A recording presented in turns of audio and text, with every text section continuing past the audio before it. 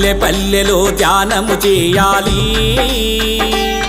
ప్రతి వారికిలలో జ్ఞానము కలిగి ప్రేమ కరుణ భావన పెరిగి ప్రపంచమంతా వెలుగులు నిండాలి. పల్లె పల్లెలో ధ్యానము చేయాలి, ప్రతి వారికిలలో జ్ఞానము కలిగి ప్రేమ కరుణ భావన పెరిగి ప్రపంచమంతా వెలుగులు నిండాలి.